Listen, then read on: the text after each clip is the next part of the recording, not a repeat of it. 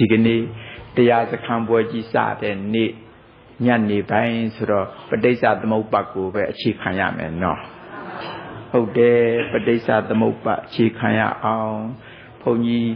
ဘေးနာမှာပိတ်ဖြူကကြကြီးတစ်ချက်ထောင်ထားတယ်လို့ဒီလိုအောင်းမှေ့ပြီးတော့ပိတ်ဖြူကကြကြီးပေါ်မှာယောဂီတို့ကိုယ်တိုင်စက်ဝိုင်းကြီးတစ်ခုဝိုင်းရမယ်နော်ပိတ်ဖြူကကြကြီးပေါ်မှာယောဂီတို့ကိုယ်တိုင်စက်ဝိုင်းကြီးတစ်ခုဝိုင်းလိုက်ကြစမ်းပါဝိုင်းပြီးပြီလားစိတ်ကူးနဲ့ဝိုင်းတာဆိုတော့မြန်လာပေါ့နော်စက်ဝိုင်းကြီးအပေါ်ကနေပြီးတော့အလဲကောင်တဲ့တဲ့အောက်ကိုပေါက်သွားအောင်မြင်းတစ်ကြောင်းလဲဆွဲလိုက်ပါအောင်နော်ဆွဲပြီးယောဂီတို့ဘက်ကနေကြည့်ရင်စက်ဝိုင်းကြီးလက်ဝဲဘက်ကနေပြီးတော့အလဲကောင်တဲ့တဲ့လက်ရဘက်ကိုပေါက်ပြီးတော့သွားအောင်မြင်းတစ်ကြောင်းထပ်ပြီးတော့ကန့်လန့်ဖြတ်ဆွဲလိုက်ပါဦးအဲ့လိုဆိုတော့စက်ဝိုင်းကြီးထဲမှာမြင်းတစ်ချောင်းကန့်လန့်ဖြတ်ဆွဲလိုက်တယ်ဆိုတော့အကွက်ကြီးပဲနှစ်ကွက်ပေါ်လာလေးကွက်ပေါ်လာတယ်လက်ရဘက်ကအထက်ပိုင်းအကွက်ကိုနံပါတ်1လို့ထိုးလိုက်ပါလက်ရဘက်ကအထက်ပိုင်းကွက်ကိုနံပါတ်1လို့ထိုးလက်ရဘက်ကအောက်ပိုင်းအကွက်ကိုနံပါတ်2လို့ထိုးလက်ဝဲဘက်ကအောက်ပိုင်းအကွက်ကိုနံပါတ်3လက်ဝဲဘက်ကအထက်ပိုင်းအကွက်ကိုနံပါတ်4ဆိုတော့1ကွက်2ကွက်3ကွက်4ကွက်အကွက်ကြီး4ကွက်မဟုတ်လားဒီထဲပဋိစ္စသမုပ္ပါဆံရအင်္ဂါတွေထည့်ပါမယ်တစ်အကွက်ထဲမှာပဋိစ္စသမုပ္ပါအင်္ဂါနှလုံးထည့်မယ်နော်နှလုံးကအဝိဇ္ဇာနဲ့သင်္ခါရဟုတ်တယ်အဝိဇ္ဇာနဲ့သင်္ခါရဒီနှလုံးပဲရှိတယ်အောက်မေ့ပါနော်ဟိုကျန်တဲ့စလုံးတွေအာယုန်တဲ့ဖြောက်ထားစမ်းပါအောင်နှစ်အကွက်ထဲကြတော့ပဋိစ္စသမုပ္ပါအင်္ဂါ5လုံးထည့်ပါမယ်5လုံးကဝိညာဏယုတ်သလယရဏဖတ်တဝေဒနာဟုတ်ပြီ5လုံးထည့်ထားတယ်3ကွက်ထည့်ကြတော့ပဋိစ္စသမုပ္ပါအင်္ဂါ3လုံးထည့်ပါမယ်3လုံးကတဏှာဥပါဒံကာမဘဝဟုတ်ပါတယ်တဏှာဥပါဒံကာမဘဝ4ကွက်ထည့်ကြတော့ပဋိစ္စသမုပ္ပါအင်္ဂါ2လုံးထည့်မယ်နော်2လုံးကဟုတ်တယ်ဇာတိနဲ့သရမရဏအဲ့လိုဆိုတော့1ကွက်ထဲက2လုံး2ကွက်ထဲက5လုံး2လုံး5လုံးဆိုတော့9လုံးအဲ့ဒီ9လုံးနဲ့3ကွက်က3လုံးပေါင်းထည့်တော့10လုံးဒီ10လုံးနဲ့4ကွက်က2လုံးပါထပ်ရောတော့12လုံးဒါပဲအာယုန်တဲ့ထားပါတခြားစာလုံးလေးသေးသေးလေးတွေကိုအာယုန်တဲ့ခိတ္တဖြောက်ထားပါဦးနော်သူတို့ရဲ့သဘောသွားလေးတွေကိုမနေ့ပိုင်းတုန်းကပြောကြားထားခဲ့ပြီးပါပြီပဋိစ္စသမုပ္ပါအင်္ဂါ12ပါးရဲ့သဘောသွားအကျဉ်းစာကိုပြောပြီးပြီမဟုတ်လားအဲ့ဒါလိုပြောပြီးတစ်အကွက်ထဲမှာဆိုရင်အဝိဇ္ဇာနဲ့သင်္ခါရနှလုံးပါတယ်နော်အဲ့ဒီထဲမှာအဝိဇ္ဇာကအကြောင်းတရားသင်္ခါရကအကျိုးတရားအဝိဇ္ဇာကအကြောင်းတရားသင်္ခါရကအကျိုးတရားအကြောင်းကြောင့်အကျိုးဖြစ်အကြောင်းကြောင့်ဟုတ်တယ်အကြောင်းကြောင့်လို့ဆိုခြင်းနဲ့အတန်ထွက်ခြင်းတော့အဝိဇ္ဇာနောင်ပစ္စယလေးထည့်ရတာပေါ့အဝိဇ္ဇာနောင်ပစ္စယလေးထည့်လိုက်တော့အဝိဇ္ဇာပစ္စယသင်္ခါရဒီလိုဖြစ်သွားတာပေါ့သင်္ခါရကြောင့်ဝိညာဉ်ဖြစ်တယ်လို့ဆိုခြင်းတော့သင်္ခါရနောက်ပစ္စယလေးထည့်ရတယ်သင်္ခါရပစ္စယဝိညာဏဝိညာဏပစ္စယနာမယူပံနာမယူပပစ္စယသလာယရဏသလာယရဏပစ္စယဖာသာပစ္စယဝေဒနာဝေဒနာပစ္စယတဏှာတဏှာပစ္စယဥပါဒါနံဥပါဒါနပစ္စယကာမဘဝကာမဘဝပစ္စယဇာတိဇာတိပစ္စယသရမရဏဒီလောက်ပဲရထားမယ်နော်ဥပကသောကပရိဒေဝဒုက္ခဒေါမနတာဥပါယတာဆိုတဲ့အကျိုးဆက်တွေရှိသေးတာပေါ့နော်ဟိုဒီမှာတော့ဖြင့်ပူတယ်တင်ပဲပြောနေပါသေးတယ်အဝိဇ္ဇာကမတိတတ်တဲ့သဘောသင်္ခါရကပြုလုပ်တယ်မတိတတ်တဲ့သဘောတွေဥသိပြီးတော့ပြုလုပ်မှုဆိုတာဒီလောက်ကြတယ်နော်ပြုလုပ်မှုကလည်း၃မျိုးလို့ပြောခဲ့တယ်မဟုတ်လားကိုယ်နဲ့ပြုလုပ်မှုပါးစပ်နဲ့ပြုလုပ်မှုစိတ်နဲ့ပြုလုပ်မှုဒါတွေလုပ်ခဲ့တယ်နော်ဒါတွေချုံလိုက်တော့ဘဝမှာမိမိတို့တွေလေးဘဝတစ်ခုလုံးဘယ်တော့ပဲဘာတွေပဲလှုပ်နောက်ဆုံးချုံလိုက်တော့အဲ့ဒီဥစ္စာတွေကြံရစ်တယ်ကိုယ်နဲ့ပြုလုပ်မှုအစွမ်းတတ္တိတွေပါးစပ်နဲ့ပြော ပြောဆိုပြုလုပ်မှုအစွမ်းတတ္တိတွေစိတ်နဲ့ကြံတွေးပြုလုပ်မှုအစွမ်းတတ္တိတွေ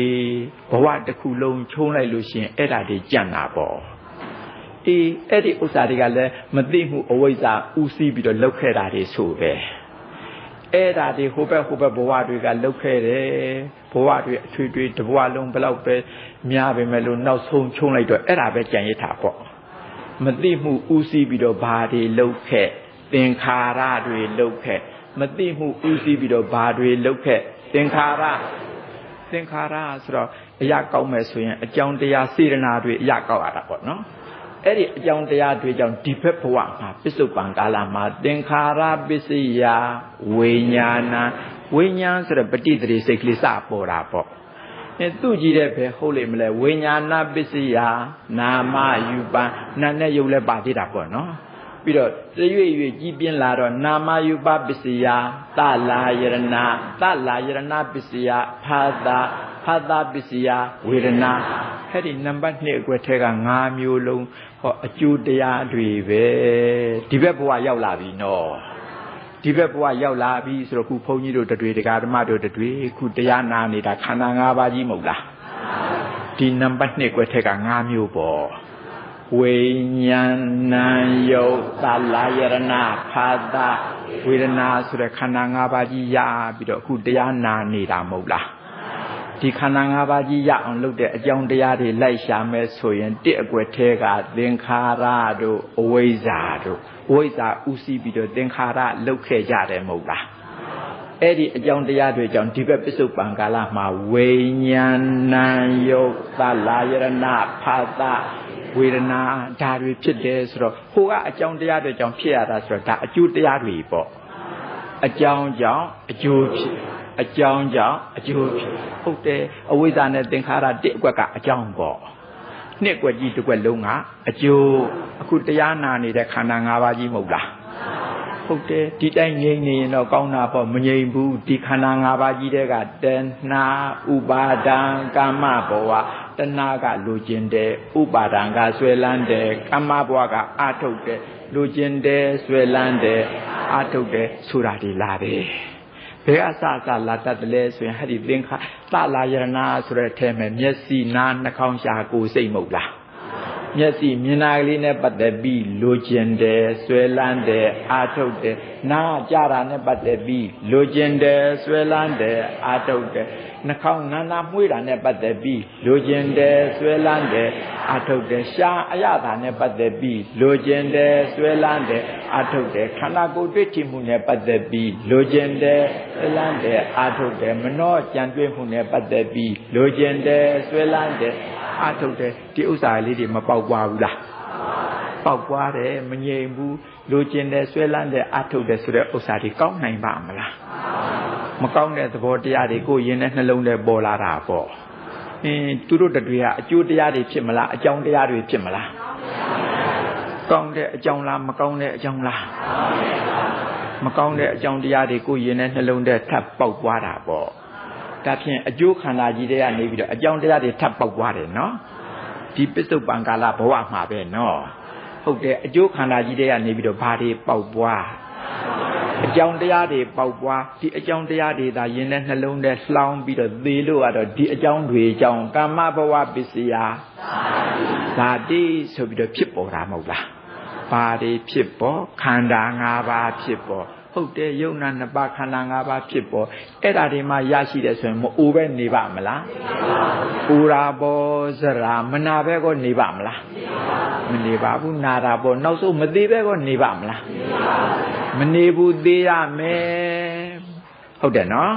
အဲ့ဒီသေကနိကြတော့သောကပရိဒေဝဒုက္ခ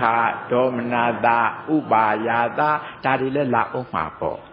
ဟေးဒီဥစ္စာတွေကောင်းရဲ့လားအဲ့ဒါဒီဖြစ်တာဟဲ့ဒီတဏှာဥပါဒံကာမဘဝလိုခြင်းတဲ့ဆွဲလန်းတဲ့အတုတ်တဲ့ဆိုတဲ့အကြောင်းတရားတွေကြောင့်ဟိုနံပါတ်4အကွက်အကျိုးတရားတွေပေါ်ပေါက်ရတာမဟုတ်လားအဲ့ဒီအကျိုးတရားတွေကကောင်းလို့လား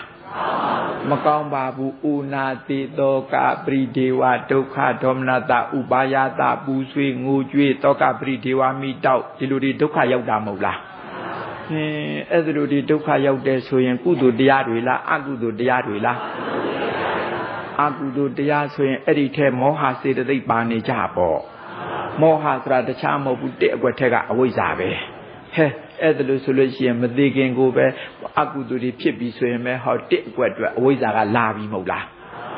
အဝိဇ္ဇာမှရှိတယ်ဆိုရင်မသိမှုဖုံးလွှမ်းပြီးတော့ဘာတွေလုပ်အောင်မလဲသင်္ခါရတွေလုပ်အောင်မယ်မသိမှုကြောင့်ဘာတွေလုပ်မယ်သင်္ခါရတွေလုပ်အောင်မယ်အဲ့ဒီသင်္ခါရအကြောင်းတရားတွေရှိတယ်ဆိုရင်ဝိညာဏယုတ်တလယရဏဖတ်တာဝေဒနာလာမှာမဟုတ်လားအဲ့ဒါတည်းငြိမ့်နေရင်ကောင်းပါရဲ့မငြိမ့်ဘူးတဲ့လူကျင်တယ်ဆွဲလန်းတယ်အာထုတ်တယ်ဟုတ်တယ်မဟုတ်လားတဏှာဥပါဒံကာမဘဝဒီဥစ္စာတွေပေါက်ပွားမလာဘူးလားအကျိုးတရားတွေကနေပြီးတော့ဘာတွေပေါက်ပွားအကြောင်းတရားတွေပေါက်ပွားအဲ့ဒါလိုနဲ့တဘဝလုံးအကြောင်းတရားမကောင်းတာတွေပေါက်ပွားပြီးတော့ဒါတွေရင်ထဲနှလုံးထဲလှောင်ပြီးတည်လို့ကတော့ကာမဘဝပစ္စည်းဟာနောက်ထအပင်ကြီးပေါက်ပြန်နေမဟုတ်လား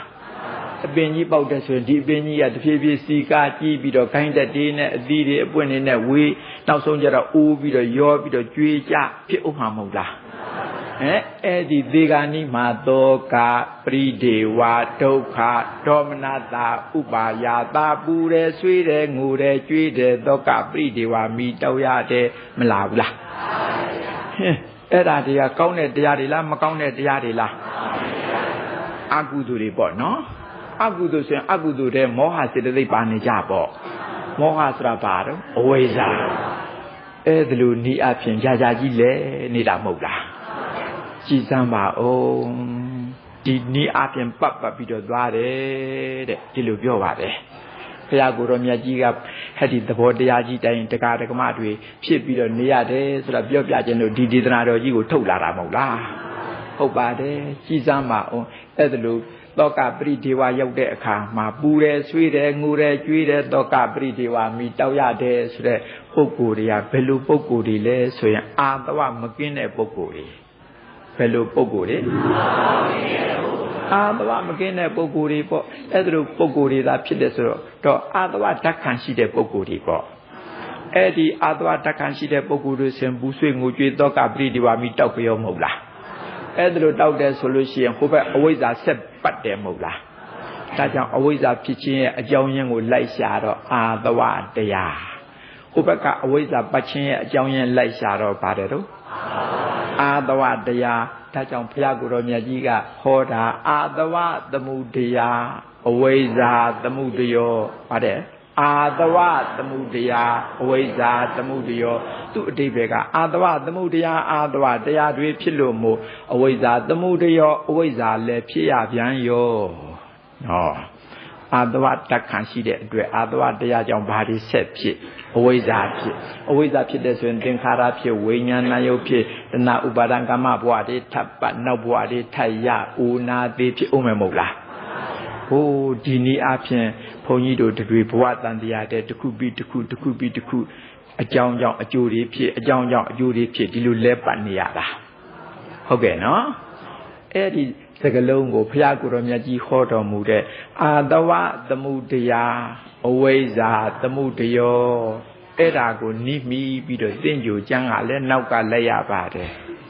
အာတဝနံသမုပ္ပါဒအဝိဇ္ဇာစပဝတ္တိသဘောအတူတူပဲအာတဝနံသမုပ္ပါဒအာတဝတရားတွေဖြစ်လို့မို့အဝိဇ္ဇာစပဝတ္တိအဝိဇ္ဇာလည်းဖြစ်ရပြန်ရောနော်သဘောတူတယ်နော်တူပါတယ်အဲ့ဒါကိုရှေ့ဆရာတော်ဘုရားကြီးများကဒီကုန်းထားကြတာအာတဝအကြောင်းသောကစသည်ငါလီခဝင်းဖြစ်တုံလျင်းကအာတဝဓာတ်ခံရှိတဲ့ပုဂ္ဂိုလ်တို့ဆိုရင်သောကပရိဒေဝဒုက္ခဒေါမနတာဥပါယာတာဒီလို၅မျိုးဖြစ်တယ်လေဘုရားရဟန္တာပုဂ္ဂိုလ်တွေကြတော့ဖြစ်အောင်မလားအနာဂံပုဂ္ဂိုလ်တွေဖြစ်အောင်မလားမဖြစ်ဘူးအာတဝဓာတ်ခံရှိတဲ့ပုဂ္ဂိုလ်တွေသာအာတဝမကင်းသေးတဲ့ပုဂ္ဂိုလ်တွေသာဖြစ်တာမဟုတ်လားအာတဝကြောင့်သောကာစသည်ငါလီခပင်ဖြစ်တုံလျင်ကမကင်းတဲ့ရာအဝိဇ္ဇာလေးပါဝင်ပြီးမို့အဲ့ဒီထဲအဝိဇ္ဇာပါလာတာပေါ့အဝိဇ္ဇာလေးပါဝင်ပြီးမို့ဆိုနိမထောင်အာတဝကြောင့်သာ အဝိဇ္ဇာလေးဖြစ်သည်ဟုကြံကြီးဆိုတိုင်းသင်ကြိုလှိုင်းသည်ကတိုင်းထင်အောင်ရှုဖို့ဒီဆိုတာလေကြံကြီးဆိုတဲ့ဥစ္စာဘုရားကိုယ်တော်မြတ်ဟောတော်မူတဲ့သံယုတ်ပါဠိတော်ကြီးပြောတာလေအာတဝသမှုတရားအဝိဇ္ဇာသမှုတယောဆိုတဲ့အကြောင်းအရာတွေကတန်ရုပ်ပါဠိတော်ထဲပါတာကိုအဲ့ဒီကြံကြီးဆိုသလိုပဲနောက်ကသင်္ကြန်ကြံကလေးကလည်းလိုက်ဆိုရပါတယ်ဒီသဘောပြောတာနော်ကဲဒီတိုင်းဆိုလို့ရှိရင်ဘုန်းကြီးတို့ခြုံလိုက်တယ်ဆိုရင်ခုအကွက်ကြီးပဲနှစ်ကွက်တော့လေးကွက်ဆိုရင်အဝိဇ္ဇာနဲ့သင်္ခါရဆိုတဲ့နံပါတ်1ကွက်ကအကျိုးလားအကြောင်းလားအကြောင်းကွက်အဲ့ဒီအကြောင်းတွေကြောင့်နှစ်ကွက်ထဲကဝိညာဏယုတ်တလာယရဏဖတ်တဝေဒနာ5မျိုးနှစ်ကွက်ကြီးကအကြောင်းလားအကျိုးလားအကျိုးကဒီတိုင်းတော့ငြိမ့်နေတာမဟုတ်ပါဘူးဒီအကျိုးဆိုတဲ့အထက်ကနေပြီးတော့တတ္တိယအကွက်တဏဥပါဒံကာမဘဝဒီထပ်ပြီးတော့ပေါက်ပွားတယ်အဲ့ဒီပေါက်ပွားတဲ့3မျိုးကအကျိုးလားအကြောင်းလားအကြောင်းအဲ့ဒီအကြောင်းတွေပေါက်ပွားတော့ဒီအကြောင်းတွေကြောင့်မယ်နံပါတ်4အကွက်ထပ်ပြီးတော့ဇာတိဆိုပြီးတော့ထပ်ဖြစ်ရပြန်ရောဦးရဲနာတဲ့ဆိုတော့ဇရာမရဏဒီလည်းဖြစ်တယ်မဟုတ်လားအဲ့ဒါဒီကြတော့အကြောင်းလားအကျိုးလားအဲ့လိုစစ်လိုက်တယ်ဆိုတော့1အကွက်ကအကြောင်း2အကွက်ကအကျိုး3အကွက်ကအကြောင်း4အကွက်ကအကျိုးအဲ့ဒီလူကြီးတွေဖြစ်ပြီးတော့နေတယ်နော်1အကွက်ကအကြောင်းဆိုတော့မျိုးစေ့နဲ့တူတာပေါ့အဝိဇ္ဇာနဲ့သင်္ခါရကဘာနဲ့တူမျိုးစေ့နဲ့တူအဲ့ဒီမျိုးစေ့ကပေါက်ပွားလိုက်တဲ့အတွက်ဝိညာဏယုတ်တလာယရဏဖတ်တဝေဒနာ5မျိုးကအကျိုးတရားဆိုတော့အပင်ကြီးနဲ့တူတာပေါ့ဘာပင်ကြီးပါလဲခန္ဓာပင်ကြီးဘာပင်တော့ခန္ဓာပင်ကြီးအဲ့ဒီခန္ဓာပင်ကြီးပေါက်ပွားပြီးတော့ဒီတိုင်းငြိမ့်နေရင်တော့ကောင်းတာပေါ့မငြိမ့်ဘူးဒီခန္ဓာပင်ကြီးကနေပြီးတော့တဏှာဥပါဒံကာမဘဝအမြစ်တွေထွက်တယ်ဘာတွေထွက်အပင်ကြီးကနေပြီးတော့ဘာတွေထွက်အမြစ်တွေထွက်အမြစ်တွေဆိုတော့အကျိုးလားအကြောင်းလားအကြောင်းအဲ့ဒီအမြစ်တွေသာထွက်တယ်ဆိုရင်နောက်ထပ်ဒီအမြစ်ကနေပြီးတော့ထပ်မပေါက်ပေဘူးလားဇာတိတို့ဇရာမရဏတို့နောက်ထပ်ပြီးတော့အပင်ခိုင်းတဲ့တွေမထွက်ပေဘူးလားထွက်ပြီးတော့အဲ့ဒီခိုင်းတဲ့တွေကြွေကနေကြတော့သောကပရိဒေဝဒုက္ခဒေါမနတဥပါယတပူဆွေငိုကြွေသောကပရိဒေဝမိတောက်ဒုက္ခတွေရောက်တယ်ဆိုရင်အကုသိုလ်တရားတွေမဟုတ်လားအဲ့ဒီထဲဟောမောဟဆိုတဲ့အဝိဇ္ဇာပါပြန်ရောလို့ပြောတယ်မဟုတ်လားဒီတိုင်းဆိုခြားခြားကြီးကိုလဲနေတာမဟုတ်လားဒါပြောတာပေါ့အဝိဇ္ဇာအရင်ခံပြီးတော့သင်္ခါရဆိုတာတွေလျှောက်လုတ်တယ်မဟုတ်လားအဝိဇ္ဇာကဘာတဲ့တော့မသိတာအဝိဇ္ဇာကသင်္ခါရကပြုလုပ်တာအဝိဇ္ဇာကမသိတာသင်္ခါရကပြုလုပ်တော့မှယန္တန်လုပ်တာမဟုတ်လားယန္တန်လုပ်တယ်ဆိုတော့ထင်ရလုပ်တာပေါ့အဝိဇ္ဇာကမသိမှုသင်္ခါရကထင်ရလုပ်အဝိဇ္ဇာကမသိမှုသင်္ခါရကထင်ရလုပ်မသိမှုကြောင့်ထင်ရလုပ်မသိမှုကြောင့်ထင်ရလုပ်အဲ့ဒါလိုဒီထင်ရလုပ်တော့ဒီဘက်ပစ္စုပန်ကာလမှာဝိညာဏယုတ်တလာယရဏဖာသဝေဒနာဆိုတာဘာသစ္စာကြီးတော့ဒုက္ခသစ္စာကြီးဒုက္ခသစ္စာကြီးရတာပေါ့မသိမှုကြောင့်ထင်ရလုပ်ထင်ရလုပ်လို့ဒုက္ခရထင်ရလုပ်လို့ဒုက္ခရထင်ရလုပ်တာဘယ်သူတော့သင်္ခါရဒုက္ခရတာကဝိညာဏယုတ်တလာယရဏဖာသဝေဒနာခန္ဓာ၅ပါးကြီးဟာဒုက္ခသစ္စာတရားကြီးမဟုတ်လားမသိမှုကြောင့်ထင်ရလို့ထင်ရလို့လို့ဒုက္ခရ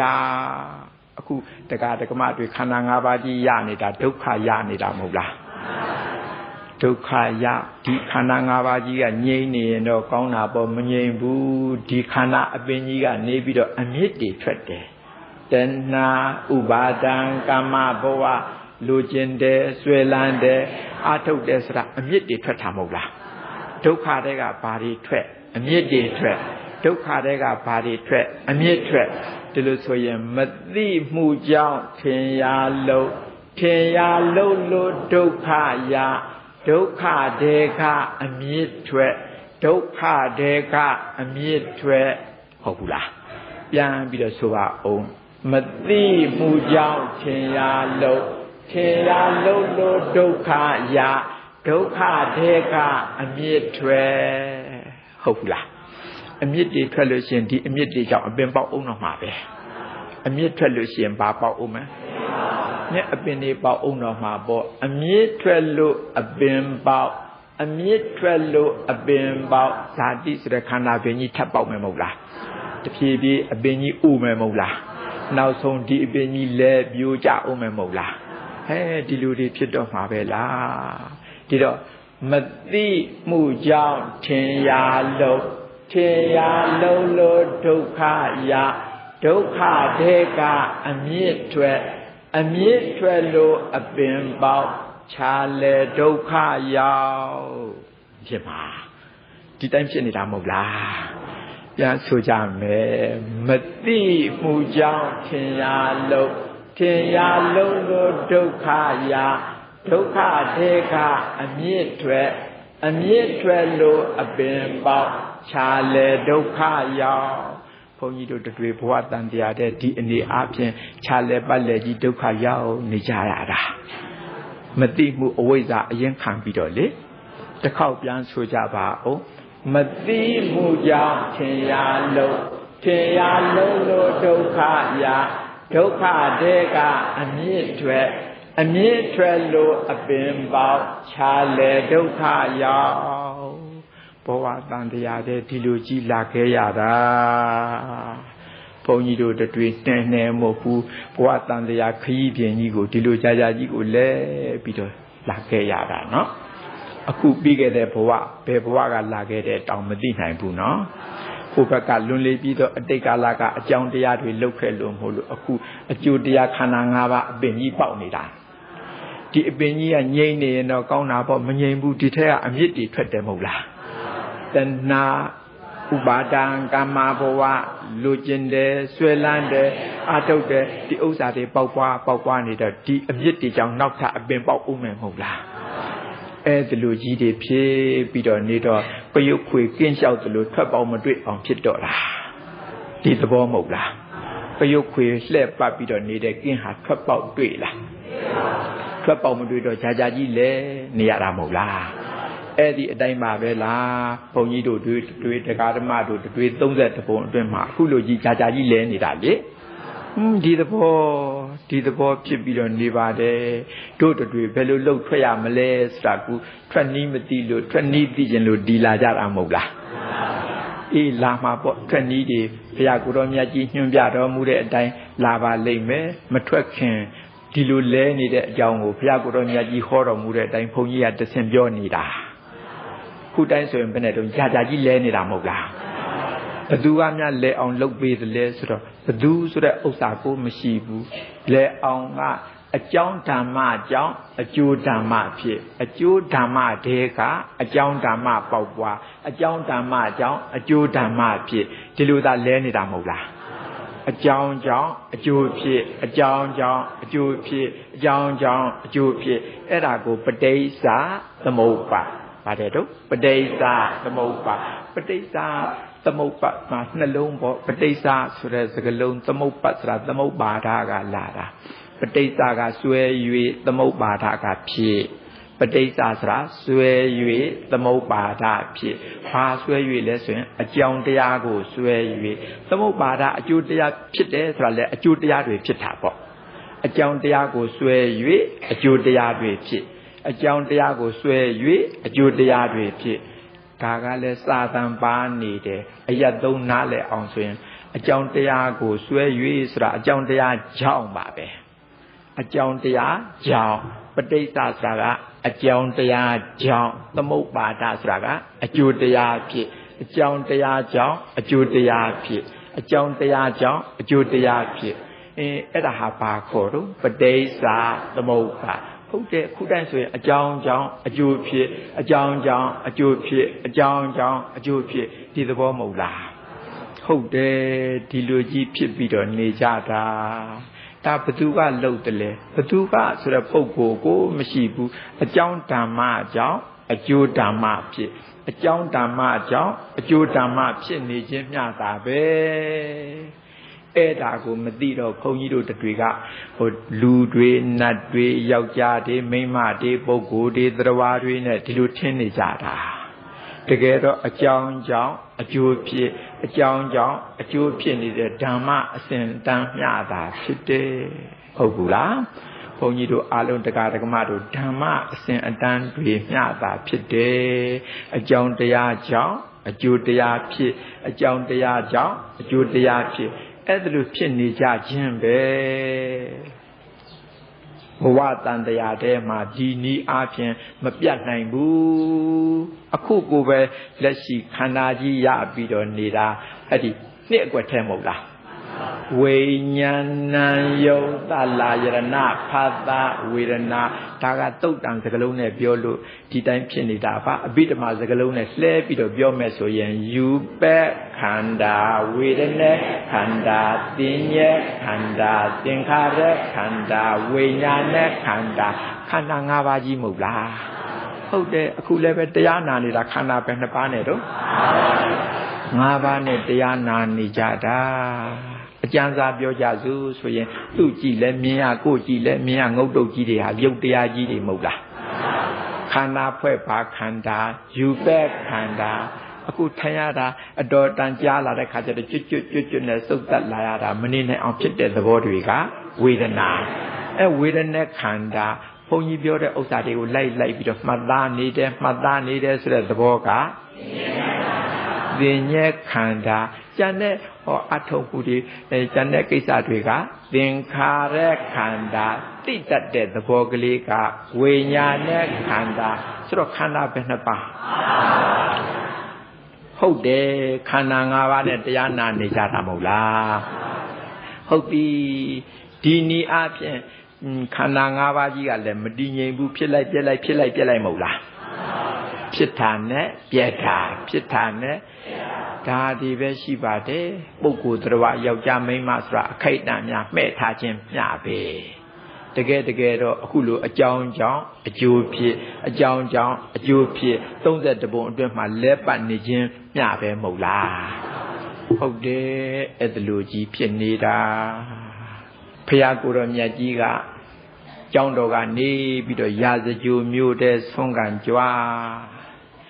အဲ့ဒါလိုနဲ့ဆုံးကံကြွားတနေရာရောက်တဲ့အခါကျတော့လမ်းဘေးမှာဝက်မကလေးတစ်ကောင်နှုတ်သီးလေးနဲ့ထိုးပြီးတော့စားနေတာတွေ့တာကိုလမ်းဘေးမှာဘာတွေ့တော့ဝက်မကလေးနှုတ်သီးလေးနဲ့ထိုးစားနေတာမြင်တော့ဘုရားကိုယ်တော်မြတ်ကြီးကပြုံးတော်မူတာပေါ့နောက်ကပါလာတဲ့အရှင်အာနန္ဒာကသိလိုက်တယ်ဘာလို့တော့ဆိုတော့ပြုံးတယ်ဆိုတာသွားအဖျားလေးတော့ပေါ်သေးတာကိုဖွေးနေတဲ့သွားလေးကလက်ခနဲ့ရောင်ကြီးတော်လေးထွက်သွားတော့နောက်ကနေတက်ကိုတော့ပြီမဲ့လို့သိတာပေါ့အရှင်ဘုရားဘာပြုံးတာလဲဘုရားမတွေ့ဘူးလားကွာဟောဝက်မလေးတွေ့တယ်ဘုရား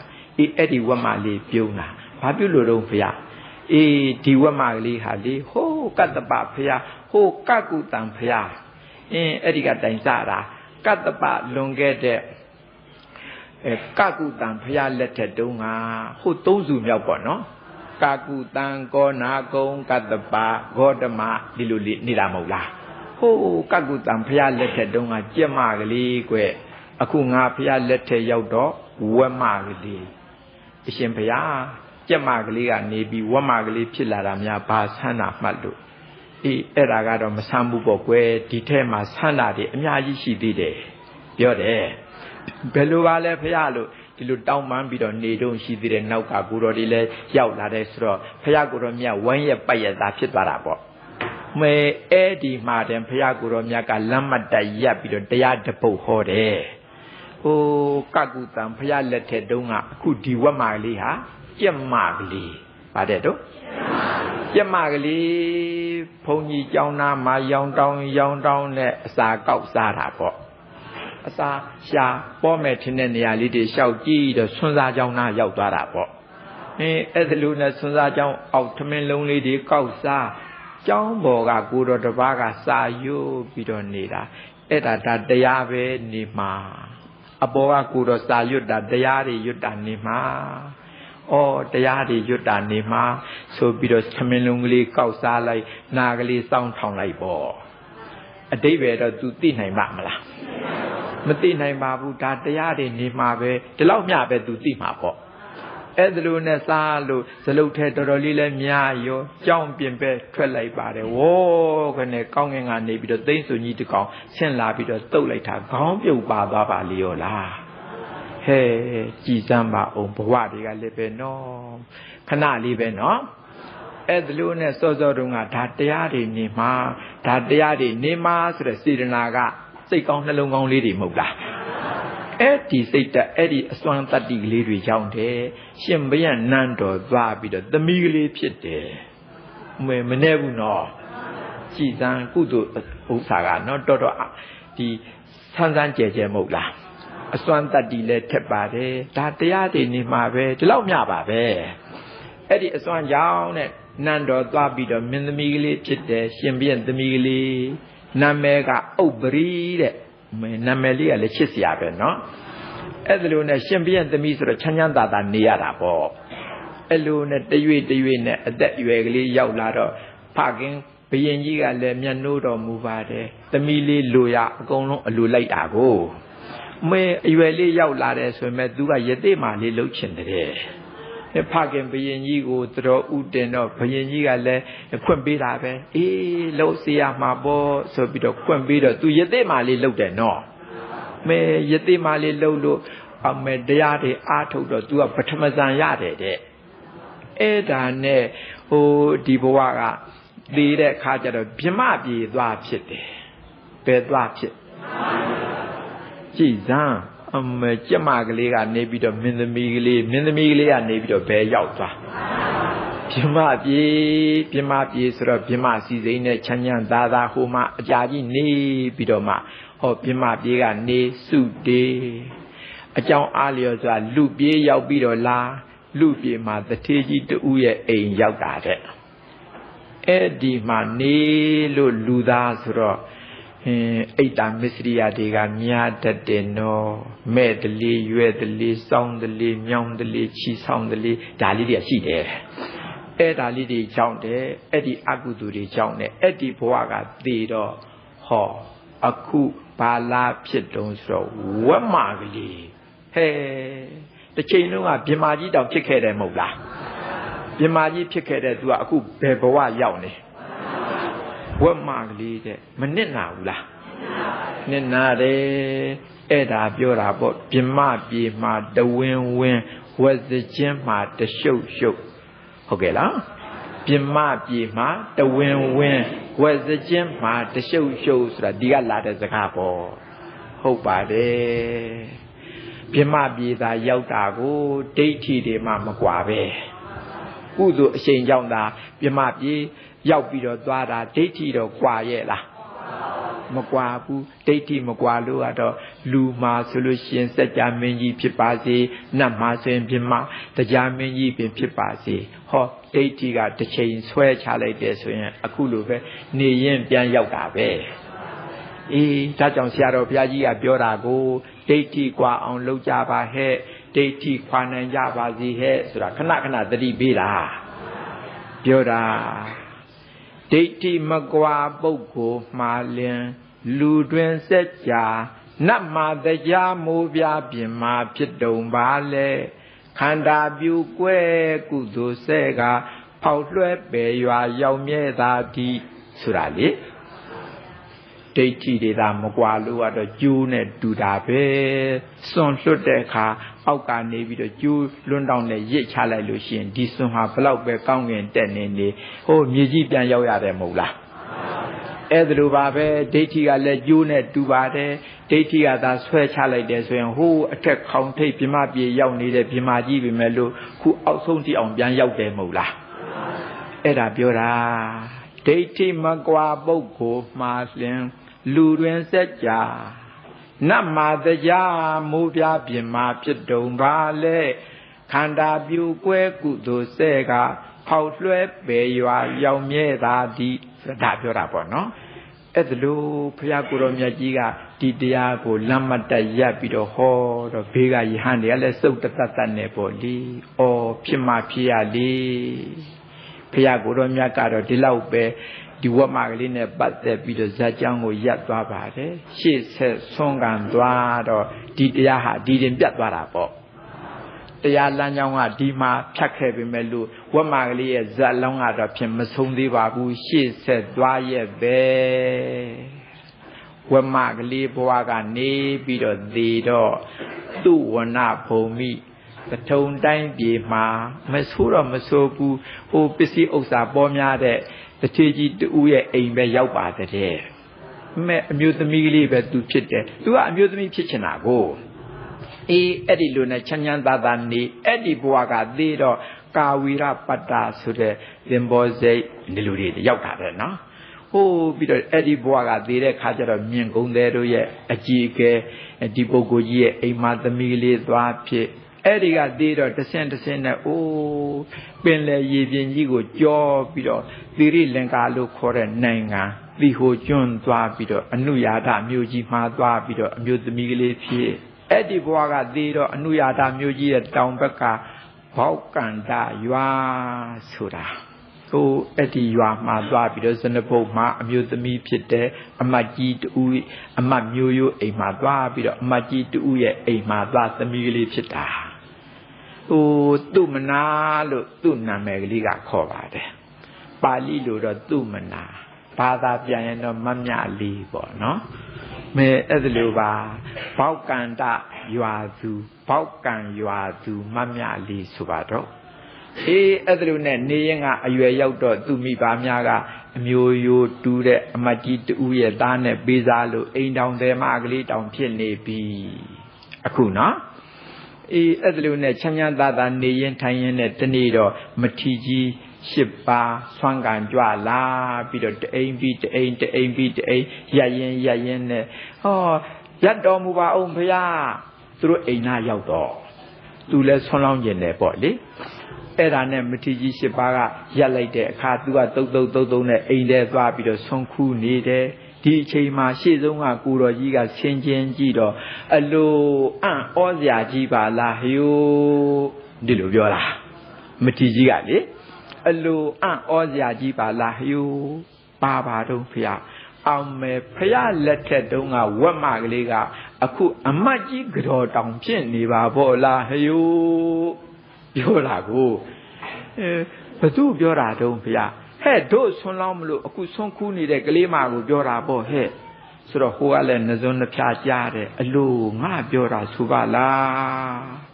ဆိုပြီးတော့ဆွန်းခူးရင်သားနဲ့ဟိုဒီဥစ္စာတွေကြားတော့သူကြက်သိမ်းမွေးညင်းနေလဲထပါတယ်အဲ့ဒါလိုနဲ့ဆွန်းလာပြီးတော့လောင်းအရှင်ဘုရားခုနတုန်းကဘသူမိတ်တာလဲနဲ့ငိုမိတ်တာဟဲ့အိုးကြက်သိမ်းမွေးညင်းနေထသွားတာပေါ့ငါကဝက်မကလေးတဲ့ဖရာလက်ထက်တုန်းကငါကဝက်မကလေးတဲ့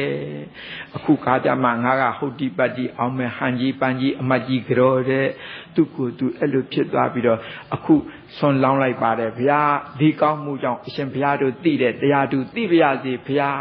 ဆိုပြီးတော့လောင်းတာမဲသူဆူတောင်းတာကိုတတိထားမိရဲ့လားစီစဉ်ဥစ္စာတွေတောင်းတာဟုတ်ကဲ့လားအရှင်ဘုရားတို့သိတဲ့တရားသူသိပါရစေလို့တောင်းတာမဟုတ်လားအေးတတိပြုပါအဲ့ဒါလိုနဲ့မထီကြီးများလည်းပဲစုပေးပြီးတော့ကြွားသွားတော့သူစဉ်းစားတယ်ငါကဝက်မကလေးဆိုပါလားအိုးဘယ်လိုဘဝတွေများငါကဖြတ်တန်းလာခဲ့တာပါလေဆိုပြီးတော့ဒီဘဝနေရတာတောင်မှညင်းငွေနေပါပြီညနေကြတော့သူခင်မွန်းတဲ့အမတ်ကြီးအလုတ်စခန်းကပြန်ပြီးတော့လာတော့သူကခွန့်ပန်းတယ်ကျမလေးဘိက္ခုနီမလုပ်ပြရစီကိုကလည်းခွင့်ပြုပါတယ်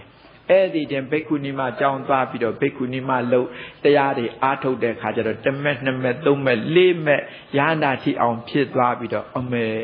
အဘိညာဉ်ရသူလည်းရှေ့ကြောင်းနောက်ကြောင်းကိုမြင်နိုင်တဲ့ပုဂ္ဂိုလ်ကြီးဖြစ်သွားတော့တာအဲ့ဒီတင်နောက်ကြောင်းပြန်ကြည့်တော့ဟုတ်ပါငါကအခုဘဝသာအမတ်ကြီးကြောဟိုဘက်ဒီဘဝတုန်းက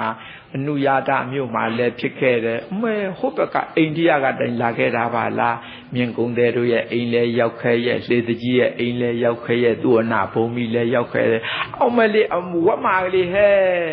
သူ့ကိုသူပြန်နေတယ်ဟုတ်ပါမထီကြီးတွေပြောတာမှန်ပါရှေ့များဗာများရှိသေးတယ်လဲဆက်ကြည့်တော့အမေဝက်မာကလေးမဖြစ်ခင်တုန်းကတော့ဖြင့်အိုးတထေကြီးတူအိမ်ကအဲ့ဒီအိမ်မှာဖြစ်ခဲ့ရတာပါပဲအဲ့ဒီမဖြစ်ခင်တုန်းကဗာများဖြစ်ပါလိမ့်မလဲဟဲ့အောင်မယ်ပြမာကြီးပဲငါပဲခေလို့လေမသူလေ အောင်မယ်ပြမကြီးမဖြစ်ခင်ဟိုတုန်းကဘာများဖြစ်တယ်လဲကြည့်လိုက်တဲ့ခါကျအောင်မယ်နန်းတော်ကရှင်ဘုရင်သမီးဟဲ့မဲငါကအစင်တန်းမြင့်မြင့်လေးကြီးလာခဲ့လာဟိုဘက်ကများဘာများဖြစ်သေးတယ်လဲဟဲ့ကြည့်လိုက်တော့အောင်မယ်လေးဟဲ့ကြက်မကလေးဟဲ့သူကိုယ်တိုင်ပြန်ဖြစ်နေကြည်သာသူပြန်ပြီးတော့သူ့အစွမ်းနဲ့သူမြင်တာတောင်မှ73ဘဝလောက်သူပြန်မြင်တယ်ကြက်မကလေးမဖြစ်ခင်ဟိုဘက်ကလူဖြစ်တဲ့ခါလည်းဖြစ်သေးတာပေါ့အဲ့ဒါလို့32ပုံအတွင်းမှာဟိုနှိမ်လိုက်မြင်လိုက်မြင်လိုက်နှိမ်လိုက်ဒီလိုလာခဲ့ရတာဟိုတန်တရားစက်ဝိုင်းကြီးရဲ့ပြင်ပထွက်ခဲ့ရလားမထွက်ခဲ့ရပါဘူးဒီသဘောပဲခြားခြားလဲနေတာမဟုတ်လား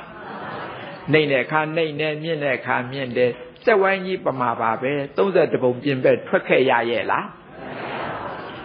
ဒီသဘောလဲနေရတယ်နော်ခုဘုန်းကြီးတို့တရားဓမ္မတို့လည်းဒီတိုင်းပဲမဟုတ်လား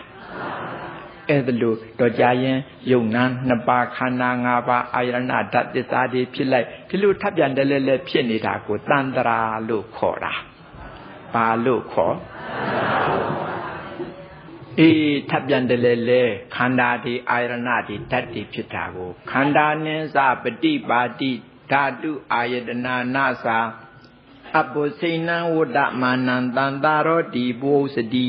ခန္ဓာတိအာယရဏတိဓာတ်တိမပြတ်တလစဆက်ကဖြစ်ပြီးတော့နေတာကိုဘာခေါ်တန္တရာအခုလိုဘဝတွေတဘဝပြီးတဘဝတဘဝပြီးတဘဝဖြစ်နေတဲ့ဥစ္စာကိုပြောတာပေါ့ဘာခေါ်တဲ့တော့တန္တရာဘုန်းကြီးတို့တွေကမသိလို့သာတဘဝပြီးတဘဝတဘဝပြီးတဘဝဖြစ်တတ်ကြတာလေအများအားဖြင့်ဆွဲတော့ဟူတဲ့ကိုဟာတွေပြန်ဖြစ်တတ်တယ်ဖြစ်တတ်ပါတယ်ဘုန်းကြီးတို့တွေဟိုအရှိကလူကအနောက်ရောက်အနောက်ကလူကအရှိရောက်တောင်းကမြောက်ရောက်မြောက်ကတောင်းရောက်တောင်းပေါ်ကမြေပြန်ကတောင်းပေါ်အဲ့ဒါလိုဒီလျှောက်ပြီးတော့ကျုံတယ်လို့ဖြစ်နေကြရတာဘဝတွေကမဆုံးသေးဘူးဘဝခရီးလမ်းကမဆုံးသေးဘူးဖြစ်နေကြတာအဲ့ဒါလိုဖြစ်တဲ့အထဲမှာအများအားဖြင့်နိယဆက်ရကိုလာဖြစ်တတ်ကြပါတယ်ဘုန်းကြီးတို့တခါတုန်းကခရီးသွားတော့ကားဆရာကပြောတယ်ဘေးနာမှာကလေးပေါက်စားလေးတယောက်ထိုင်လိုက်လာတာဒီကလေးကဖရာတဲ့ယခုဘဝတော့တပည့်တော်သားပေါ့ဖရာဘယ်လိုပြောတာတော့ဟိုဘက်ဘဝတုန်းကတပည့်တော်အဖေဖရာတဲ့ဟောသူပြောတာနော်အဖေတည်းလဲသားတည်းလဲဒီလိုနော်ဟောဘယ်လိုကြောင့်ပြောတာတော့ဘယ်လိုလုပ်သိတာတော့သူကပြောတာပဲဖရာတဲ့ဒီကလေးကနော်အဲ့ဒါလိုဒီနိယဆက်ရတွေပြန်ပြီးတော့ဖြစ်တတ်ကြပါတယ်ဘုန်းကြီးတို့တောင်တွင်းကြီးမှာတခါတုန်းကတော့ဟိုအမလှုပ်တဲ့သူကကလေးပေါက်စာမလေးကိုခတစ်ခွင်ပြီးတော့ရှောက်သွား73-4နှစ်လောက်ရှိတဲ့အမလှုပ်တဲ့သူကဟိုစကားပြောတက္ကသအရွယ်ကလေးကိုခတစ်ခွင်ပြီးတော့ရှောက်အိမ်လဲစကားပြောပေါ့ဒီခတစ်ခါဘောကမဆင်းဘူးဒီပေါက်စာမလေးကကြားတော့နင်ကလည်းဟဲစဉ်းစားမအောင်ဟဲငါခါဘောကကိုနင်မဆင်းဘူးငါခါကိုပူးနေတာပဲအမကပြောတာကိုဒီတော့ဟိုဟာလေးကပြန်ပြောတယ်ညီတုန်းကလည်းဒီလိုပဲတဲ့ငါခါကိုပူးလို့တဲ့ပြောတယ်ဟဲ့နင်ကဘယ်လိုပြောတာလဲလို့မေးတော့လွန်ခဲ့တဲ့5-6နှစ်တုန်းကဒီအိမ်ကအမအကြီးဆုံးသေးသွားဘူးတဲ့အဲ့ဒီအမကြီးကဒီအမေဝင်ပြန်ရောက်တယ်ဆိုတော့ခု तू ကအငယ်ဖြစ်တာပေါ့စောစောတုန်းကတော့ तू ကဘာတော့အကြီးအခုကြတော့ဘယ်နဲ့တော့အဲ့လိုပြန်ပြောလာတာကြည်စမ်းဒီအိမ်နဲ့ဒီအမေဝင်နေကိုပဲဒီတပွားတယ်နော်နှစ်ခါရောက်တယ်မဟုတ်လားအဲ့ဒါလိုတွေနော်ဘဝတန်တရားထဲမှာဟိုရောက်လိုက်ဒီရောက်လိုက်ဒါမျိုးတွေနော်အဲ့လိုတွေပါဖြစ်တတ်ကြပါတယ်ဖြစ်တတ်တယ်ကိုယ်အခြေအနေကိုယ်ပတ်ဝန်းကျင်နဲ့အခွင့်အရေးမရမှဘေးကိုရောက်တတ်ကြပါတယ်အခွင့်အရေးရရင်တော့ကိုယ်တဲ့ကိုယ်ဟာတဲ့ပြန်ဖြစ်တတ်တယ်နော်ဖြစ်တတ်တယ်ဘုန်းကြီးတို့တခါတုန်းကတောင်ငူကနေပြီးတော့မိတ်ထီလာကိုတရားပွဲကူးတာမနေ့စောစောသွားကြမယ်လို့ဆိုပြီးတော့ကားပေါ်မှာပစ္စည်းရကလေးတွေတင်ဒီမှာစားစရာချင်းတချင်းကလည်းကားပေါ်မှာတင်လိုက်ကြတာအဲ့လိုနဲ့လမ်းရောက်တဲ့ခါကျတော့စစ်ခနဲ့ဟိုလူချီတော့စစ်ခနဲ့ကြိုက်လိုက်ဒီလူချီတော့စစ်ခနဲ့ကြိုက်လိုက်ဘာပါလိမ့်မလဲကြည့်လိုက်တော့ကြွက်ကလေးပဲ သူကညတော့ကတိုင်ဒီစားစရာတောက်စရာချင်းနဲ့ဝင်စားနေတာကိုမနဲ့ကြတော့ဒီစားစရာချင်းကိုကားပေါ်တင်လိုက်တော့သူပါလာတာပေါ့ဘုန်းကြီးကစဉ်းစားမိတယ်ဩတောင်ငူကကြွက်ကလေးမိတ်ချီလာရောက်တော့မယ်မိတ်ချီလာရောက်လို့ရှိရင်သူဆွေတွေမျိုးတွေတော်အောင်မှာမဟုတ်လားအဲ့ဒါနဲ့တော်ပြီးတော့သူကဟောပေါက်ပွားအောင်မယ်နော်ကြည်စမ်းတောင်ငူသားဇာတိပဲမဲ့လို့မိတ်ချီလာရောက်ဆွေတွေမျိုးတွေနဲ့ပြန့်မှာမဟုတ်လားအဲ့ဒါလိုကိုလို့ဆိုပြီးတော့ဘုန်းကြီးတို့တွေကပဋိစ္စသမုပ္ပါပြောနေကြဆိုတော့ဒီဥစ္စာသွားသဘောပေါက်ပြီးတယ်လေဩတို့တွေကလည်းဒီလိုပါပဲလားလို့ဒီလိုသဘောတွေပဲအခုထိအောင်30ပုံပြင်ပက်ထွက်နိုင်ကြပါလားမထွက်နိုင်ဘူးတခါတော့ငါဖះကိုတော်မြတ်ကြီးဒေသစာရီလှိလီတော့ညနေဆောင်ကလေးမြို့လေးတစ်မြို့ရောက်တာနဲ့အဖိုးကြီးကလေအသက်90ခန်းလောက်ရှိမှနဲ့တူတဲ့အဖိုးကြီးကဟဲ့သားဖះကိုတွေ့ချင်းဟဲ့သားအောင်မယ်လီမင်းကလျှောက်သွားနေလိုက်တာခြေစမ်းနောက်ကလည်းတပည့်ဒီတအုပ်နဲ့အဖေတို့အိုလာပြီအဖေတို့အိုတယ်ဆိုရင်သားလှုပ်ကြွေးရတဲ့ဥစ္စာမင်းကလျှောက်လဲနေတာဟင်းကြည်စမ်းအိမ်မှာဆိုရင်မင်းအမေလည်းရှိတယ်အဲ့ဒါမင်းအမေကိုတွေ့အောင်လိုက်ခဲ့အောင်ဆိုတော့ယဟန်တွေကနောက်ကပါတဲ့ယဟန်တွေကတန်တရားဝင်တာပေါ့ဘယ်နဲ့တို့တိတာကဖြင့်ဖះရဲ့ဖခမီးတော်ဆိုတာသုတ်တော်ဒနာမင်းကြီးပဲအဲ့ဒါကလည်းပြိဋိဘံပြုပြီအခုဒီအဖိုးကြီးကဝင်ပြီးအဖေလုံနေတယ်အဲ့ဒါမဟုတ်ဘူးလို့လည်းဖះကမငြင်းဘူးနော်လာလေဘာငင်းနေတာတော့အိမ်မှာမင်းအမေကစောင့်လို့ရှိလိမ့်မယ်အမေအိမ်လည်းအမေရှိသေးတယ်ဆိုတော့ तू ကရှေ့ကဆောင်းပြီးတော့သွားတော့ဖះကိုတော်မြတ်ကလည်းနောက်ကလိုက်သွားတယ်ကိုတော်တွေကလည်းနောက်ကလိုက်ရတော့တာပေါ့အဲ့လိုနဲ့အိမ်ဝိုင်းလည်းဝင်လိုက်ကြောအမေကြီးကသူလည်းပဲအသက်90နီးပါးအမေကြီးကပြေးလာတယ်ပြီးတော့အောက်မလေးဟဲ့သားရဲ့မင်းကလဲပတ်နေရသလားအမေတို့ဖြင့်အိုလာဘောမင်းကလျှောက်သွားနေတာကိုကွနောက်ကလည်းတပည့်တအုပ်နဲ့စီစမ်းနှဲပါဘူးလားအမေအိမ်ပေါ်အကုန်တက်ကြအကုန်ကျွေးမယ်အမေကြီးကစေတနာကောင်းတယ်ခက်ပြီးယဟန်ဒီက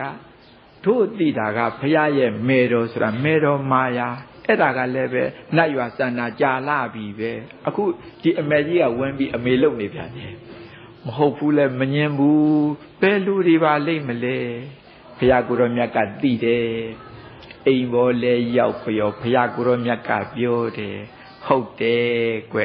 ဒီအဖိုးကြီးနဲ့ဒီအမေကြီးကငါ့ကိုတွေ့ချင်းသားလို့ခေါ်ကြတာမှန်တယ်ဘယ်လိုမှန်တာတော့ဗျာဩဒီအဖိုးကြီးကလေအဖေအဖြစ်နဲ့ဇက်တိုက်ဘဝပေါင်း900ဟဲ့ဒီအမေကြီးကအမေအဖြစ်နဲ့ဘဝပေါင်းဇက်တိုက်900ဟဲ့ဇက်တိုက်နော်ကြားပေါက်ဒီမပါသေးဘူးတခါတလေဦးကြီးဦးလေးဖြစ်တယ်တခါတလေဒေါ်ကြီးဒေါ်လေးဖြစ်တယ်ဆိုတဲ့ဥစ္စာတွေမပါသေးဘူးကြည်စံဇက်တိုက်ကြည်တဲ့ဘဝပေါင်းဘယ်လောက်တော့900အဖေဖြစ်တဲ့ဘဝပေါင်း900အမေအဖြစ်နဲ့ဘဝပေါင်း900ကွအဲ့ဒါလိုဖြစ်ခဲ့ကြတာဒါကြောင့်တွေ့ချင်းသွေးကစကားပြောတဲ့အနေနဲ့သားလို့ခေါ်ကြတာဒီလိုပြောပါလေဒီလိုဆိုတော့ဘဝတွေများလာပြီပေါ့ကြားထဲမှာဟိုဦးကြီးဦးလေးဒေါ်ကြီးဒေါ်လေးတွေလည်းပါသေးတယ်မဟုတ်လားကြည်စံအဲ့ဒါတွေနဲ့ဆိုတော့ဘဝတွေများလာပြီပေါ့များလာပြီမသိလို့ဒါဘုန်းကြီးတို့တရားဓမ္မတို့ကမသိလို့ဒါဘဝတွေအတွေ့ဖြတ်တန်းလာခဲ့ရတာ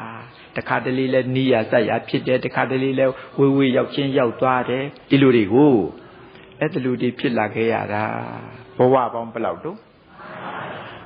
အဲ့ဒါကဆွေမျိုးတော်စတာပြောတာပါမတော်စတဲ့ဥစ္စာတွေအများကြီးရှိသေးတယ်မဟုတ်လားရှိသေးတယ်ဒါကြောင့်ဘုရားကိုယ်တော်မြတ်ကပြောတဲ့အနမတေကောယံဘိက္ခဝေတန်တာရောဒီကိုဘဝတွေကမဆုံးနိုင်ဘူးကွယ်တန်ត្រာကြီးကအင်မတန်ရှည်လျားလာတယ်ဘယ်လောက်ရှည်တာတော့ဗျအရှိကြီးပဲကွယ်အရှိကြီးပဲဆိုတာဘယ်လောက်ရှည်တာတော့ဗျအရှိကြီးပဲဆိုတာအရှိကြီးပါပဲလို့ဆိုတဖြစ်တော့နားမလဲဘူးဖေဟာအရှင်ဖေဟာဥပမာလေးဆောင်ပြောရင်မဖြစ်ဘူးလားဗျဖြစ်ပါရဲ့တပည့်တော်တို့နားလဲအောင်ဥပမာလေးဆောင်ပါအောင်ဖေဟာဥပမာဆောင်ပြောရမယ်ဆိုရင်ဟဲ့ဒီကဘာမြေပြင်မှာရှိနေတဲ့မြေကြီးတွေအကုန်လုံးပေါက်ပြားနဲ့ပေါက်ခဲ့ဖြစ်နိုင်ပါမလားဖေဟာဖြစ်နိုင်ပါမလားဘယ်မြေပြင်ကြီးတစ်ခုလုံးပေါက်ပြားနဲ့ကိုအောင်ပေါက်နိုင်ပါမလားဒါကတော့စိတ်ကူးပေါ်ဟဲ စိတ်ကူးနဲ့တော့ပေါက်လို့မရဘူးလားအော်တင်ပါဗျာစိတ်ကူးနဲ့တော့ရပါတယ်ဗျာဒီလိုဆိုရင်ပေါက်ဟဲ့ပေါက်ပြီးဗျာပေါက်ဟဲ့ပေါက်နေပါတယ်ဗျာပေါက်ပြီးတော့ဘယ်နေရာထားရမလဲအဲ့ဒီဘေးနာပုံဟဲ့ဆိုတော့စိတ်ကူးနဲ့ပေါက်ပြီးစိတ်ကူးနဲ့ပုံတာမဟုတ်လားအပုံကြီးအနည်းဘူးနေမှာပေါ့ကဘာမြေပြင်တစ်ခုလုံးမှာပေါက်ထားတဲ့မြေကြီးတွေလေပြီးပလားဟဲ့ပြီးပြီဗျာအေးပြီးလို့ရှိရင်ဟောက်ဟိုဘက်နာကသမုတ်တရား၄စင်းတဲ့ကရေတွေယူဟဲ့ဖြစ်နိုင်ပါမလားဗျာဒါလည်းစိတ်ကူးနဲ့ယူရမှာပေါ့ဟဲ့စိတ်ကူးနဲ့တော့ယူလို့မရဘူးလားရပါတယ်ဒီမှာအဲ့လိုဆိုရင်တော့ရပါတယ်ဗျာယူဟဲ့ယူနေပြီဗျာယူဟဲ့ယူနေပါတယ်ဗျာဘာလို့ရမလို့ဖြောမမဖြောနေပါတယ်ဗျာခတ်ထန်တန်ကလေးနေအောင်ဖြောဟဲ့ဒီမှာဖြောနေပါတယ်ဗျာဟောမြေကြီးတွေအကုန်လုံးကိုပေါက်ပြားနဲ့ပေါက်ပြီးတော့သမုတ်တရား၄စင်းတဲ့ကရေတွေနဲ့ဖြောနေတာမဟုတ်လားခတ်ထန်တန်နေအောင်ဖြောတယ်မဟုတ်လားပြီးပလားဟဲ့ပြီးပြီဗျာအေးပြီးလို့ရှိရင်ဇီတိခံလောက်ကောလတ္တိမတ္တံကောလတ္တိမတ္တံဇီစေလောက်ဇီစေလောက်ဟောယူဟဲ့ဒါကအမေလို့ဆိုပြီးတော့တလုံးချနော်ဒါကအမေရဲ့ဟိုဘက်ကလွန်ခဲ့တဲ့ဘဝအတွက်အမေလို့ဆိုပြီးတော့တလုံးချနော်နောက်တလုံးယူအောင်ဟဲ့ဇီစေလောက်ပဲဒါကအမေရဲ့တတ္တိယဘဝအတွက်အမေနောက်တစ်လုံးယူအောင်အမေရဲ့ခုဘက်လွန်ခဲ့တဲ့သရုပ်ထာဘဝအတွက်အမေပြီးတော့ပိစမဘဝအတွက်အမေသတ္တမဘဝအတွက်အမေတတ္တမဘဝအတွက်အမေအဋ္ဌမဘဝအတွက်အမေနဝမဘဝအတွက်အမေတတ္တမဘဝအတွက်အမေဧကတတ္တမဘဝအတွက်အမေဒွါတတ္တမဘဝအတွက်အမေဆိုပြီးတော့ရှောက်ပြီးတော့ချသွားအဲ့ဒီမြေကြီးတွေသာကုန်မယ်အမေဆိုတဲ့ပုဂ္ဂိုလ်ရဲ့ဘဝတွေကမကုန်သေးဘူးဟဲ့အမေဆိုတဲ့ပုဂ္ဂိုလ်နော်ဒါအနိစ္စဆုံးကိုဥပမာပြတာမဟုတ်လားအလားတူပဲဟဲ့အမေရဲ့ဘဝတွေကတိတက်များတော့ဟိုးဘက်ကစခဲ့တာနော်အေးဒီလိုဆိုရင်မြေကြီးတွေကဟိုဘက်မှာအကုန်ရောက်သွားမယ်မဟုတ်လားအဲရောက်သွားတဲ့မြေကြီးတွေကိုဒီဘက်ပြန်ပြီးတော့တလုံးချဒါကအဖေဆိုပြီးတော့ချနောက်တစ်ခါတလုံးယူအောင်ရဲ့အဖေရဲ့လွန်ခဲ့တဲ့ဘဝအတွက်အဖေနောက်တလုံးယူအောင်အဖေရဲ့လွန်ခဲ့တဲ့ဟိုဘက်တတ္တရဘဝအတွက်အဖေနောက်တလုံးယူအောင်အဖေရဲ့ဟိုဘက်ကအဖေနောက်တလုံးယူအောင်အဖေရဲ့ဟိုဘက်ကအဖေနောက်တလုံးယူအဖေရဲ့ဟိုဘက်ကအဖေဆိုပြီးတော့ချသွားမြေကြီးတွေသာကုန်မယ်ဟဲ့အဖေဆိုတဲ့ပုဂ္ဂိုလ်တူတယောက်ရဲ့ဘဝတွေကမကုန်သေးဘူးအဲ့ဒီအဖေဆိုတဲ့ပုဂ္ဂိုလ်ကလည်းဟုတ်ဘက်ကစခဲ့တာဆိုတော့လူတယောက်ရဲ့ဘဝတွေဟာမြေကြီးတက်တောင်များနေပါလားအဲ့ဒါလို့ဒါကနမူနာပြောတာသမီးလည်းဒီတိုင်းပဲသားလည်းဒီတိုင်းပဲမြီးလည်းဒီတိုင်းပဲမြစ်လည်းဒီတိုင်းပဲဘုန်းကြီးတို့ဒီတကာကြီးတွေလည်းဒီတိုင်းပဲဒကမကြီးတွေလည်းဒီအတိုင်းပဲဒီတော့မိမိတို့တွေလာခဲ့ရတဲ့ဘဝတွေကြာရှည်လာပြီပေါ့ခုကြာရှည်လာပြီဆိုတော့ရိုးရိုးတန်းတန်းလာခဲ့ရတာမဟုတ်ဘူးအခုလိုအဝိုင်းပြေးပြေးလာခဲ့ရတာမဟုတ်လားပယုတ်ခွေကင်းလျှောက်သလိုထွက်ပေါက်မတွေ့အောင်လာခဲ့ရတာမဟုတ်လားလာတိုင်းချမ်းသာသာကြီးနဲ့လာခဲ့ရတာဟုတ်ရဲ့လားမဟုတ်ပါဘူးလာပြီးဆိုကြတဲ့အတိုင်းအမိဝမ်းကကျွတ်တာနဲ့ဒီပိုင်းနဲ့ဥဝဲငိုးလာတာမဟုတ်လားငိုတယ်ဆိုတာမျက်ရည်ထွက်တာပေါ့ပြီးတော့အေးရတဲ့ကလက်နဲ့မပြောလဲမပြောတတ်ဘူးငိုရတာဒီကောမကြုံဘူးလားပြီးတော့လေးဘက်တွားပြေးနိုင်တဲ့အရွယ်ရောက်တော့ငိုရတာဒီကောမရှိဘူးလားကြောင်သူကြောင်သားဘဝငိုရတာဒီကောရှိပါတယ်အိမ်တော်သားမွေးဘဝငိုရတာဒီကောရှိပါတယ်တဖြည်းဖြည်းစီးပွားရေးအရွယ်လောက်တဲ့အရွယ်တွေမှလည်းကောငိုရတာမရှိဘူးလားတဖြည်းဖြည်းအရွယ်တွေကကြီး50ကျော်60တဖြည်းဖြည်းဖြစ်လာတဲ့အခါငိုရတာဒီကောရှိပါတယ်60 90 80ကိုအလိုဆန္ဒမပြည့်ဝလို့ငိုရတာဒီကောရှိပါတယ်နောက်တော့အိယာဖြတ်ကပ်ဘဝရောက်ဒီကနေ့ကြတော့မျက်ရည်ကြီးပေါက်ကြီးတွေကြတာမရှိရဘူးလားဟိုခေါင်းအုံပေါ်ဘောက်နဲ့ပါပြင်ပေါ်မှာလိမ့်ဆင်းလာကြတာလေဒီလိုဆိုတော့တဘွားလုံးမျက်ရည်တွေနဲ့စားပြီးတော့မျက်ရည်တွေနဲ့အလဲနောက်ဆုံးမျက်ရည်တွေနဲ့ပဲဖုံးတာမဟုတ်လားအိုးဘဝဟာตาယာစရာလားလို့အောင်းမိပါတယ်လက်စတတ်တော့မျက်ရည်တွေနဲ့တိဆောက်ထားတာပါလားဒီလိုဖြစ်မနေဘူးလားဟုတ်တယ်အဲ့ဒါကြောင့်ဘုရားကိုယ်တော်မြတ်ကပြောတာတနေရာမှာဆိုလို့ရှိရင်လေလူတွေဟာငိုလို့ကြတဲ့မျက်ရည်တွေခွက်နဲ့ခံထား အခုတော့ခံထားမဲ့သူမရှိလို့သာမျက်ရည်တွေကခန့်ကုန်တာခံထားမဲ့သူလည်းရှိမဲမျက်ရည်တွေကလည်းမခံဘူးဆိုရင်တစ်ခါကြလို့ငိုရတဲ့မျက်ရည်တွေခွက်နဲ့ခံမှာပေါ့ကြာရင်ဒီခွက်ကြီးပြည့်မလားဘူးလားခွက်ကြီးပြည့်လို့ရှိရင်ဟောလက်ဆွဲတံပုံးတွေလည်းလောင်းထည့်မယ်မျက်ရည်တွေကလည်းမခံဘူးပေါ့လေဆိုရင်ကြာရင်လက်ဆွဲတံပုံးတွေပြည့်မှာပေါ့လက်ဆွဲတံပုံးတွေပြည့်ရင်၄တောင်တံပုံးနဲ့လောင်းထည့်ကြာရင်၄တောင်တံပုံးလည်းပြည့်မှာ၄တောင်တံပုံးတွေပြည့်တော့ပေပါတဲ့လောင်းပေါ့ဆိုရင်ပေပါကြီးပြည့်မှာပေါ့ပေပါကြီးပြည့်တဲ့ခါကျတော့အုတ်ကန်ကြီးတွေထည့်အုတ်ကန်ကြီးတွေလည်းရှမ်းမှာပဲအုတ်ကန်ကြီးတွေရှမ်းတော့မြေကန်တဲ့ပြောင်းပေါ့မြေကန်ကြီးတွေကမရှမ်းမေဘူးလားမြေကန်ကြီးတွေရှမ်းတဲ့ခါကျတော့ချောင်းနေမြောင်းနေတဲ့လောင်းချောင်းနေမြောင်းနေလည်းရှမ်းမှာပဲချောင်းနေမြောင်းတွေကရှမ်းတော့မြစ်တွေတဲ့ပေါင်းပေါ့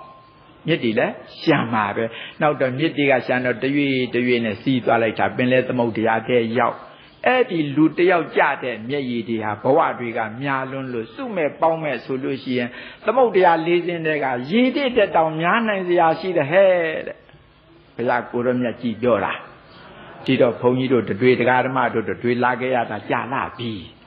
ဘဝတွေလည်းများလာပြီဘဝတွေရတိုင်းပါသစ္စာဒီကိုကအကောင့်မှတ်လို့တကယ်ဆိုတော့ဘဝတွေရတိုင်းမျက်ရည်တွေနဲ့တိဆောက်ရတာမဟုတ်လားတယောက်ကြတဲ့မျက်ရည်တွေတောင်မှသမုဒ္ဒရာ၄စင်းတွေကရည်တည်တဲ့တောင်များနိုင်စရာရှိတယ်ဆိုပါလားဘုန်းကြီးတို့တွေကမသိလို့ဒီလိုဆိုရင်ဘဝတွေများတိုင်းမျက်ရည်တွေနဲ့လာခဲ့ရတာမဟုတ်လားပယုတ်ကိုပင်းလျှောက်သလိုထွက်ပေါက်မတွေ့အောင်ကြာကြီးလဲနေတာမဟုတ်လားအခုတည်းအောင်ထွက်ပေါက်တွေ့ပြီလားမတွေ့သေးဘူးငိုရတော့မဲ့မဟုတ်လားအေးအငိုမရချင်ကြသေးဘူးလားရချင်ကြတော့တော်အငိုဝါကြတော့ဘုရားကိုရောမြတ်ကြီးကလည်းပြောတယ်အငိုရကြတော့ဟဲ့အငိုဝါကြတော့ဟဲ့ပြောပါတယ်ဒီတော့ရကြတော့အငိုရချင်လို့ရှိရင်ပဋိစ္စသမုပ္ပါဆက်မပတ်အောင်လုပ်ရမယ်ပဋိစ္စသမုပ္ပါဆက်ပြီးတော့မပတ်အောင်လုပ်ရမယ်ဒီလိုဆိုရင်ပဋိစ္စသမုပ္ပါခလန်သိအောင်လုပ်ရမှာပေါ့အခုတည်းအောင်တော့ဘုရားကိုရောမြတ်ကြီးကဒီသဘောပဲပဋိစ္စသမုပ္ပါခြားကြီးလှည့်ပတ်ပြီးတော့32ပုံပြင်းမဲ့မထွက်နိုင်အောင်လှည့်ပတ်နေတဲ့သဘောကိုပြောတော့မဟုတ်လားအငိုရချင်လဲဆိုရင်ပဋိစ္စသမုပ္ပါဖြတ်တတ်အောင်လုပ်ရမှာပေါ့ဟုတ်တယ်မဟုတ်လားအေးပဋိစ္စသမုပ္ပါဖြတ်နိုင်လို့ရှိရင်အငိုလည်းရမယ်မဟုတ်လားမျက်ရည်လည်းရကြမယ်အေးမျက်ရည်ရနိုင်အောင်အငိုတွေလည်းဖြတ်နိုင်အောင်နောက်ရက်တွေမှာပဋိစ္စသမုပ္ပါဖြတ်ပုံဖြတ်နည်းတွေကိုဟောပါမယ်ဒီကနေ့တော့ဖြင့်အချိန်စေ့ပြီးဖြစ်၍တော်ကြအောင်စို့